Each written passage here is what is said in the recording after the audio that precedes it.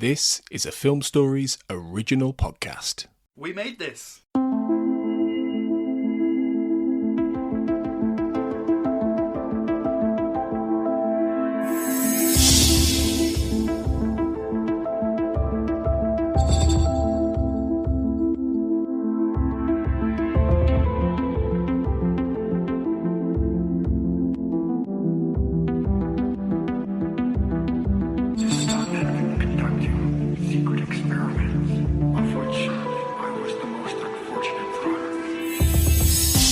Welcome back to the Xcast. As ever, the truth is in here. I'm your host today, Carl Sweeney, and I'm joined on this episode by none other than Paige Schector. Hello, Paige. Hi, how are you, Carl? Pretty good. And how about yourself? Very good, thank you. Well, I can't think of anyone better to be with me on this one, to be honest, Paige, because we're going to be looking at a few X-Files kind of movie connections, aren't we? So this is kind of a follow-up of sorts to the episode Tony and I did at the pub a little while ago. We sort of rattled through a few homages and stuff. But we're going to kind of follow up on it. We're going to look at a few X-Files movie connections from seasons 1 through 3. And the reason I say it's good to have you, Paige, is like you're a huge movie fan, aren't you? Absolutely. This is like double wheelhouse X-Files movies. So what we're going to do, we're going to revisit one example that Tony and I already briefly discussed at the pub. I'll explain why when we get there. And we're also going to dig into a couple of others that didn't crop up in that first discussion. So we're going to start, aren't we, at the beginning, and season 1.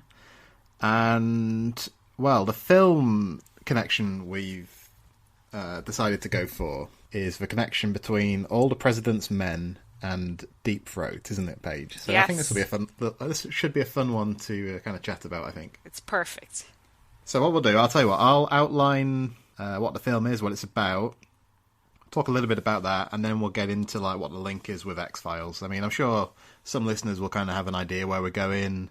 But, you know, not everyone will. Some people won't have seen the film, might have heard of it, know a little bit about it, but possibly haven't watched it or haven't watched it in a long time. So let's see what we kind of dig up here. So, I mean, All the President's Men, it's a great film, in my opinion, anyway. It's a 1976 film, kind of a political thriller, directed by Alan J. Pakula, starring none other than the great Robert Redford and Dustin Hoffman. As many of you will know, it's all about the investigation into like the Watergate scandal, which ultimately brought down President Nixon, led to his resignation. And in the film, so Redford and Hoffman play Bob Woodward and Carl Bernstein, reporters from the Washington Post, who they kind of investigate the circumstances, don't they, Paige, around like the break-in, I think it is, at the Democratic National Committee headquarters. That's kind of it in a nutshell, isn't it? That's what the film's about. It's all about their investigation, but it's really gripping, isn't it? It's really like methodical. It's a real slow burner of a story, but it really gets its hooks into you, I think. What do you reckon? Right. It's all about the build, and even though we know what happened, what ultimately the result is, it never stops being completely engrossing. Yeah, and it's so much of a period piece now, not just because it's the 70s, but because like journalism and stuff has changed so much, isn't it? So you really get a sense of like the shoe leather work these guys put in, you know, knocking on doors and, you know, incessant phone calls and that kind of thing. And that's one of the real kind of virtues of the film, like in my opinion anyway. Oh, I agree. I am a journalist, so this is something that I've watched many, many times, and I never fail to be intrigued and engrossed by it. So, you know, do you see aspects of yourself in Woodward and Bernstein? Well, I haven't been a reporter for a while, but I've had some of these instances where you have to go and chase down the story when people don't want to talk. And obviously it wasn't like this, but I did have one pretty serious case involving drive-by shootings, and I had to go to people's homes and get them to talk and then get the other side of the story, and you're kind of worried that you're going to be caught in the crossfire, which becomes a danger to the characters in the film as well. Yeah, it does, because they start to fear that, you know, their lives might be in danger and that kind of thing. And like the whole film It's just kind of so tense, and it's like really paranoid, I suppose, and that's kind of where part of the X-Files connection comes in. But just to give a bit of context, I mean, the film, it's one of the, the 70s was a great time for these kind of conspiracy thrillers, wasn't it, I think? And you get the sense that, like, the X-Files writers had seen a lot of these films and were really, into them. So it would be stuff like The Parallax View and The Conversation, or another film with Redford, 3 Days of the Condor as well. Oh, yes. They're all really good. Yeah, you know what? I think an X-Files fan could have a great day where you just kind of get all these films lined up and just kind of sit there one after the other, But these are the kinds of things. They had a big effect on the series, didn't they, really? They did. And this one in particular, I know Chris Carter has talked about growing up in the Watergate era. Not growing up, but, maturing during the time when Watergate was the biggest thing around. And he's so taken by it, captivated by it, and we can see the results in our favorite TV show. Okay, so let's drive this home a bit then. So you suggested talking about this one in relation to the episode Deep Throat, of course, episode 2 of the series. Right. So what is the specific X-Files link, Paige? Well, of course, there's the painfully obvious Deep Throat. But you know what always makes me laugh is the movie and this episode completely changed the concept of the name, the phrase Deep Throat. And the reason the Post dubbed him that originally was a joke reference to a 1972 porno film, Deep Throat. But now, when most people hear the words Deep Throat, I think they think about Watergate or the X-Files. Yes, probably. I mean, for people listening, there might be some who kind of actually don't really know the story of, Deep Throat. So he's an informant in All the President's Men. He turns up in the film to kind of provide them with information. And it's like in a shadowy parking lot, isn't it? And you can't really see the character. So it kind of sets the template for these informant scenes, that the X-Files then starts to do kind of habitually, doesn't it? Definitely. In real life. So I think this is one that people had speculated about for a long, long time. So it was confirmed properly in 2005, but I think it had been kind of suspected previously by some people. But the real life Deep Throat was a guy called Mark Felt. He was an associate director at the FBI. And, I mean, those scenes in All the President's Men are really good, aren't they? They're kind of few and far between, but they make a big impression. It's definitely key to the whole process. I mean, he's not, at the later stage of the film, he sort of gives us a broader look at what actually happened. But during the film, he's telling him, I need to do this in my way, and you do the investigating, and I'll tell you if you're correct or not on, if you ask me specific questions. And that's a lot like what happens with the Deep Throat character in the X-Files. He says, I'll point you in the right way. Sometimes he won't point him in the right way, but he's there to guide him, not to be the source on the subject. That's it. And in the film, he's got the great line, it's like, follow the money, isn't it? Yes. It's kind of leading him on their way. So in the X-Files, the episode is called Deep Throat. I don't think it's, it's not immediately that the character's referred to that on screen, is it? It's quite a few episodes later on when I think Scully refers to him that way. Right. But the influence of the film is kind of apparent, isn't it, I suppose, immediately? It definitely is. I think that Mulder probably has an affinity for Scully using that moniker because he's so into porn that he likes the double-sided nature of it. You think he's a bit of a Linda Lovelace fan? Yeah. A bit. It's funny because Deep Throat in the X-Files, he's kind of so he's obviously influenced by this film, but then in Fallen Angel, I think Deep Throat quotes a line from The Godfather. So just again, he talks about keep your friends close, Mr. McGrath, but keep your enemies closer. So he's kind of, 70s cinema's a big thing to the character of Deep Throat as well as the origin of him. Definitely. Yeah, I really enjoyed going back to watch this film this week in preparation to for this chat here. And it'd been a little while, but it's a great film, I think. And anyone who hasn't seen it, please check it out. You really will enjoy it. Just the general kind of mood and atmosphere will kind of hit some of your X-Files buttons, I think. Yeah. I think it's exactly what you said. I'm kind of in the mood for a 70s movie marathon myself. These kind of movies are the basis, at the very heart of the X-Files, how it was built from the ground up. Yeah. And it's got a great, they're not Mulder and Scully, but Redford and Hoffman as Woodward and Bernstein, they're a great, a great pairing, aren't they, in this film? There's no unresolved sexual tension, though, sadly, but they do complement each other really well. No, it's a nice bromance. They're two totally different people, and they're two totally different kinds of actors. And so when you see it progressing, it's as much fun to watch as the facts of the case. And I'm wondering, Paige, did you see the film? It came out right at the start of this year in the UK. It might have been last year in the US. But The Post, Steven Spielberg's film, yeah, that was enjoyable, I thought. And that kind of the story The Post tells, it kind of ends up where All the President's Men begins, doesn't it? So you could kind of watch one after the other. Yeah, that's very true. I don't think it's quite as strong as All the President's Men, and Tom Hanks, as great as an actor he is, can't come close to how great Jason Robards was as Ben Bradley. But it's so intriguing. It just draws you in, even though you know what the ultimate outcome is going to be. That's it. And I'll tell you another newspaper oriented film I saw in recent years that I thought was quite good was, did you see Spotlight? It was all about an investigation into the priests and everything. Yes, excellent film. Won the Oscar. It did, didn't it? That's right. But maybe not as much of an X-Files connection there, but if you're interested in the world of reporting and stuff like that. I'll tell you what though, because this will probably be the only time we talk about All the President's Men on the podcast, even if we do more of these film episodes. But we could have compared this to some other episodes in the series, couldn't we? I thought of a couple.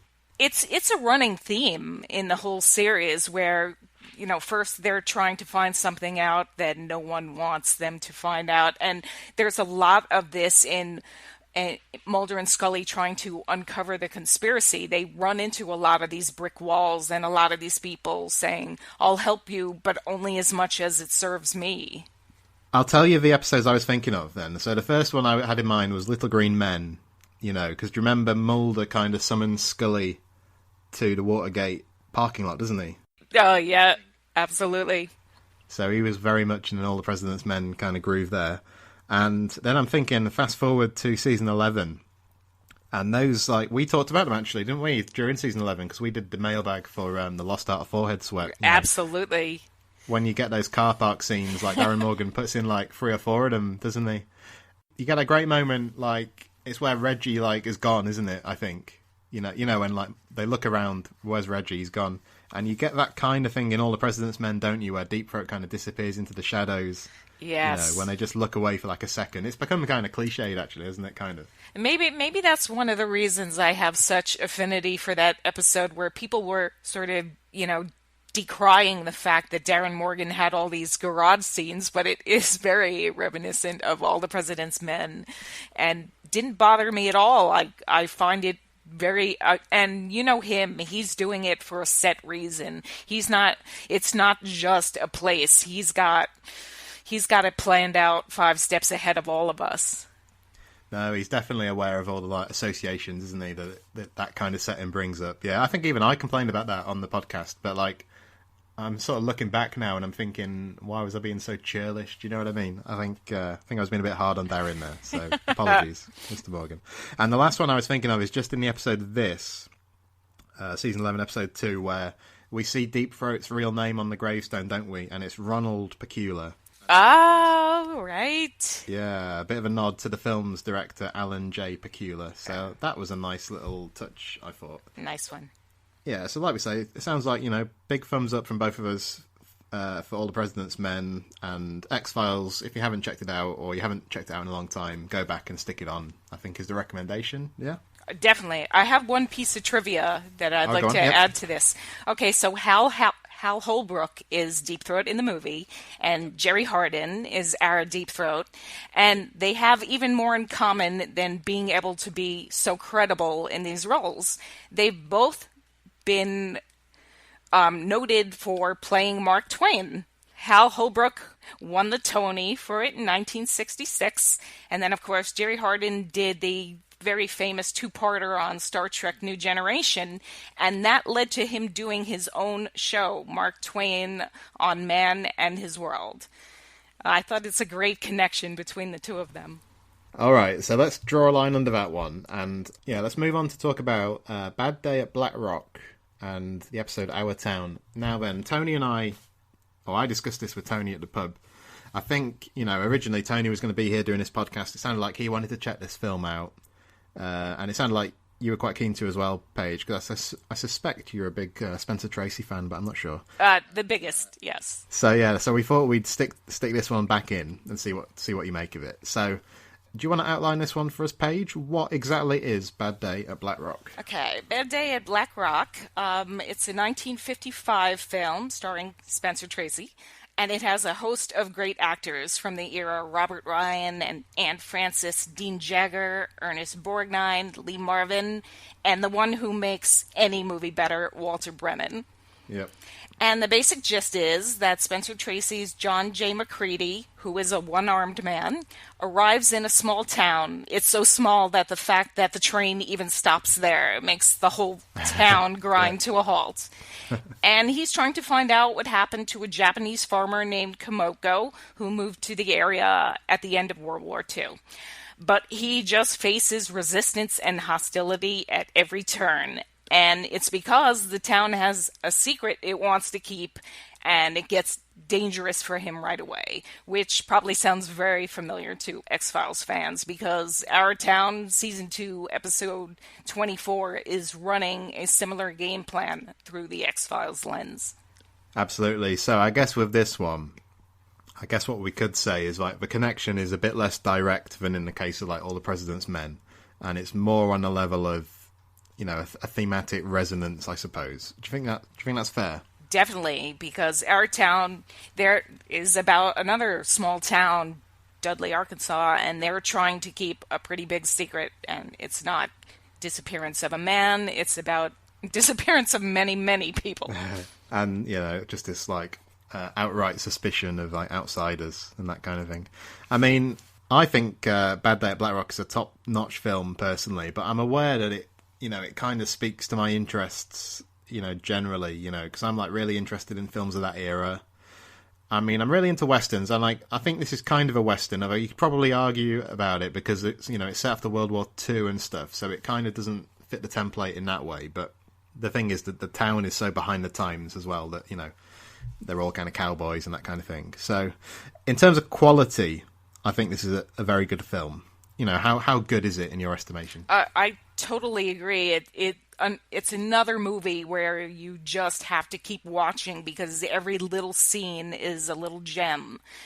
I was listening to the commentary on the Bad Day at Black Rock DVD by film historian Dana Pullen, and he made a reference to how this film came about at a time when old Western mythologies were fading away, like you just said. So it's a Hollywood film, but it's got a little B-movie exploitation aspects to it, and it takes place in the West.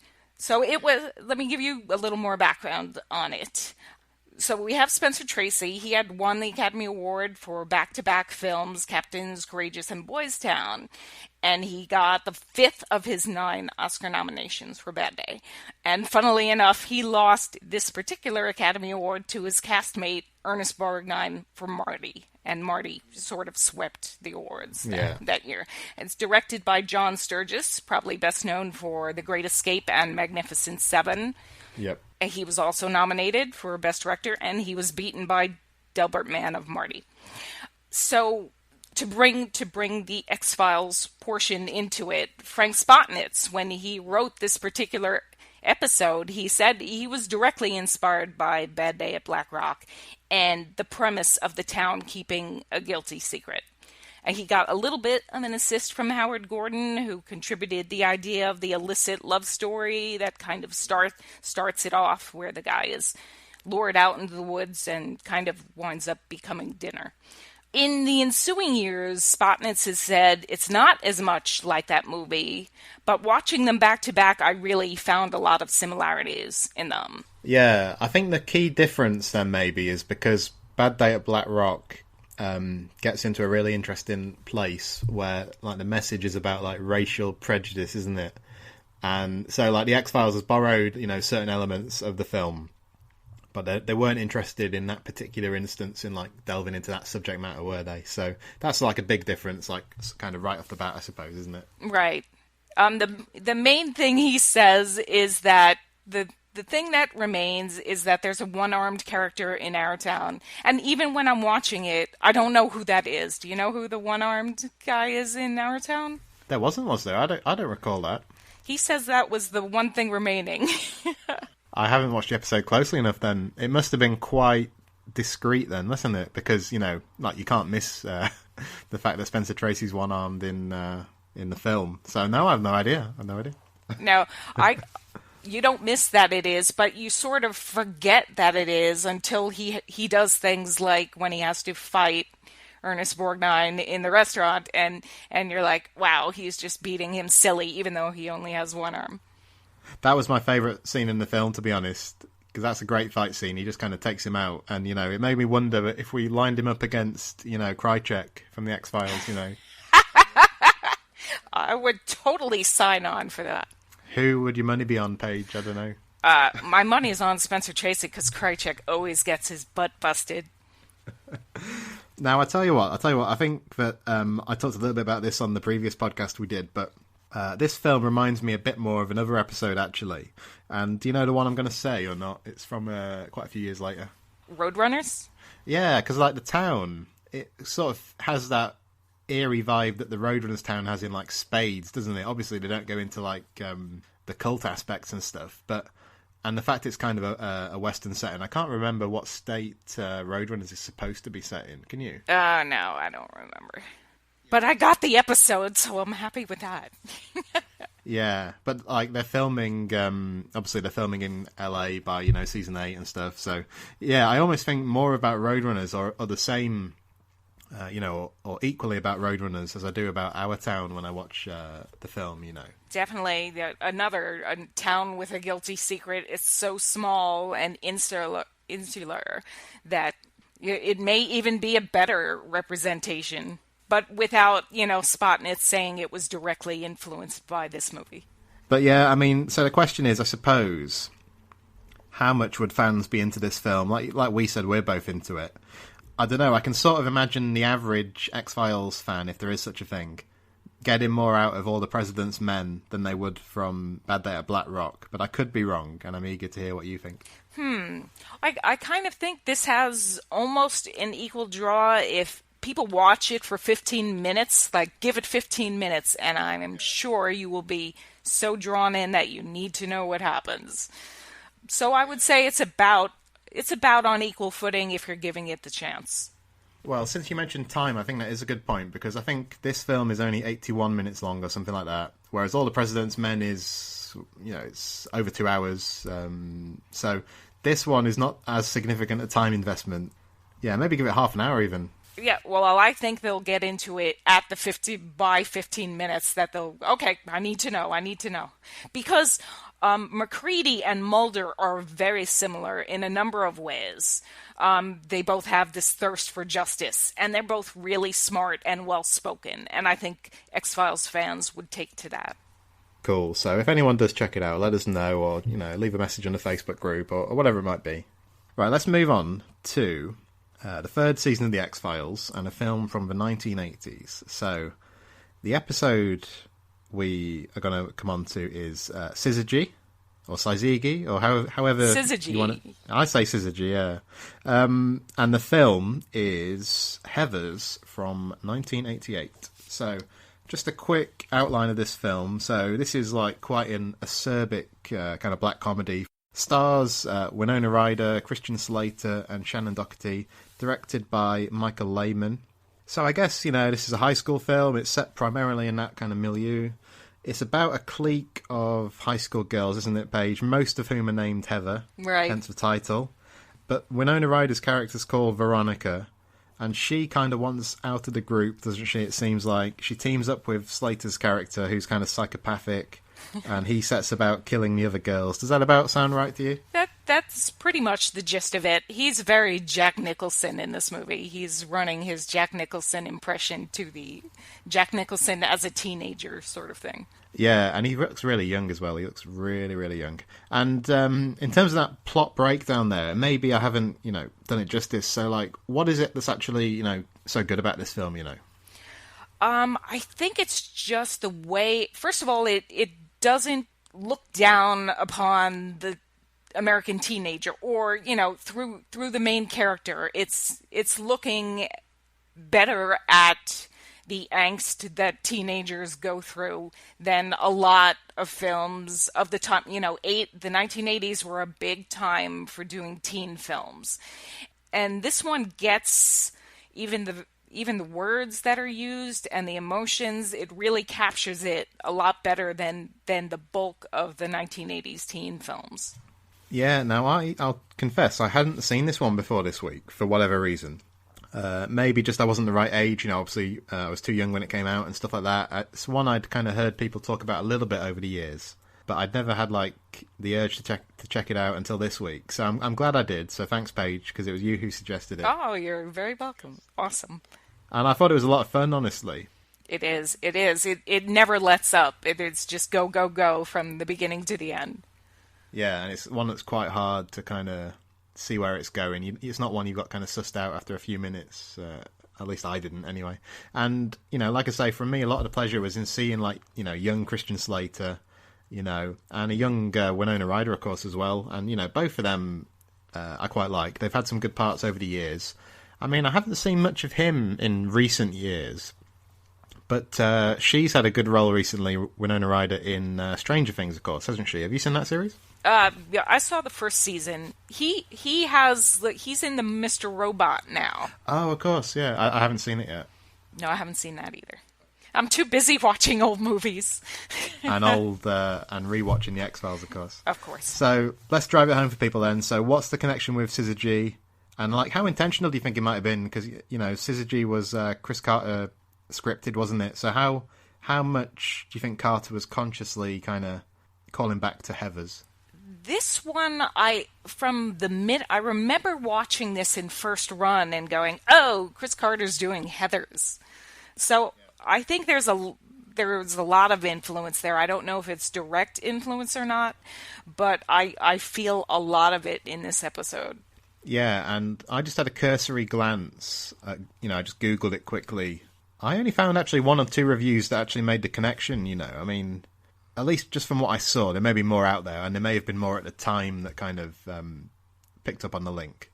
Obviously, I'd never really thought about it because I hadn't seen the film, but I think if you'd have pushed me, previously, I might have made a connection to another film, because Syzygy kind of reminds me a little bit of Carrie in some respects. Right. I could see that. I mean, do you like Syzygy? Because, I mean, as an episode, because I think I do, but it's perhaps one I've never really embraced fully. But, are you a fan of Syzygy? I'm a fan. It would be sort of in the middle of the road for me. Yeah. I think when Heathers came out, it was ahead of its time in the way it went about its business. Chris Carter here seems a little behind the times, and with the hate him, wouldn't want to date him. But I'm giving him full marks for making us all go with sure, fine, whatever. That's the question, I think, is the episode as funny as it thinks it is? Because it amuses me at times, but there are other parts that fall a bit more flat. Yeah. And I think it's kind of like he threw a lot of stuff at the wall with that episode, and some of it stuck and some of it didn't. The good thing is it can be all explained away by planetary disillusionment. Well, that's the thing, isn't it? Because that was one of the aspects of the episode that attracted a lot of attention, is that you have this really spiky dynamic between Mulder and Scully throughout the episode. Right. And I think at the time that didn't sit quite so well with a lot of fans. I guess it's easier in retrospect because it's just one episode. It wasn't the start of a trend as such, was it, I suppose? So I don't know, I'm kind of mixed about it. I seem to remember a lot of fans thinking that Carter was trying to kind of do a Darren Morgan type episode, Yeah. With Syzygy, but I don't know, is that how you see it? Well, on the first part, I don't agree with that. I think there's plenty of room to have one episode where outside influences are making Mulder and Scully. I mean, Scully was chain smoking. I mean, did you have a problem with that? No, you had a problem with the way Mulder and Scully were reacting with each other. There's room for them to, and this is where the fan base sometimes kind of gets me down. But on the other hand, I do think he was trying very hard to do a Darren Morgan-esque episode and coming up short in that regard. He's not as good at it as Vince Gilligan will prove to be. To be fair, though, can you blame him? Because if you put yourself in Carter's shoes, you know, he's seen Darren Morgan kind of rock up with, like, Humberg and then Clyde Bruckman and... You know, it's just so brilliant that you can sort of understand why Carter thinks, wow, this guy's got something going on. Let's have a go at that myself, you know. Absolutely. Well, he wanted to have some fun, and there were fun aspects to this. I don't want to dump all over Syzygy. It just isn't in that upper lexicon of the comic episodes. Yeah, it almost feels to me like a weird kind of precursor to Fight Club in some respects. But it's much, much better than Fight Club. Yes. But most things are. But anyway, what about Heathers then? Let's go back to that. So, how highly do you rate this film? Do you think it is kind of a cult classic, or is it one that everybody should sit down to watch, or what? Oh wow, Heathers! I hadn't watched Heathers in at least a decade, and I remember when it came out, I saw it a few times because you had to get the lingo down, so you could say, "I got paid in puke." You wanted to use great phrases like that. I think it does kind of stand up, just because it gives teen angst this place to go with it, and it's like you said, you can't predict what's going to happen. You don't know how it's going to play out, and we're not going to tell you how it's going to play out. So I think you're going to want to see it to see it's better than Syzygy. So I think the X-Files fans who like that should love this. Really, really take to it. If you're a big fan of Syzygy, this is a great movie for you to see. I think it's better than Syzygy. I think that of the films we've talked about here, this is my least favourite. But like I say, I've only just seen it, and I haven't got that personal history with it, and so I guess the quotes and stuff aren't embedded in my brain like it sounds like they are with you. Okay. So maybe I'll grow to like it if I next time I see it and stuff like that a bit more. Yeah, I think a few viewings of this will get you, and you'll start using "how very" all the time. You'll be like, "We're doing a pocket. That's very," and we'll be like, "Very what?" But also, it'll be such a different experience second time because I'll know where it's going, whereas I was just kind of being wrong-footed the first time. So it'll be quite a different experience, I guess. Yes. All right, Paige. Well, let's draw a line under that for now. I guess at some point. I don't know if it'll be you and I or not, but I guess we'll come back to this subject in the future, and we'll look at some film connections from seasons 4 to 6 would be the logical thing to do.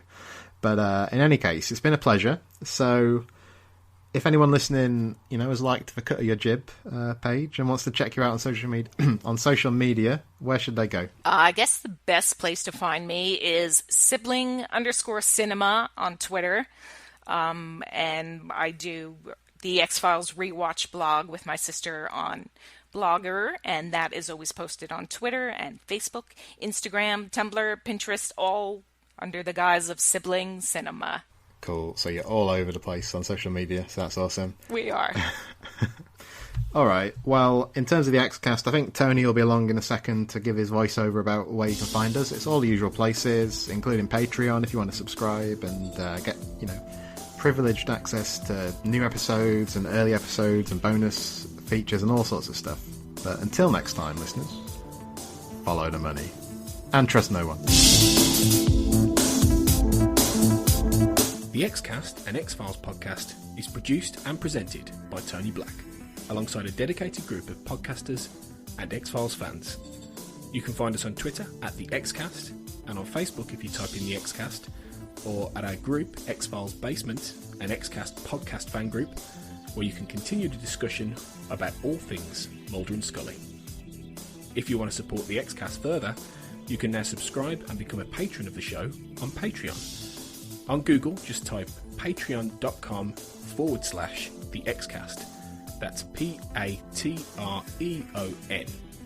You'll see all of our tiers, subscription options and perks, which include early access to episodes, bonus content such as commentaries on X-Files episodes, access to a patron chat zone, and even appearing on one of our patron roundtable discussions.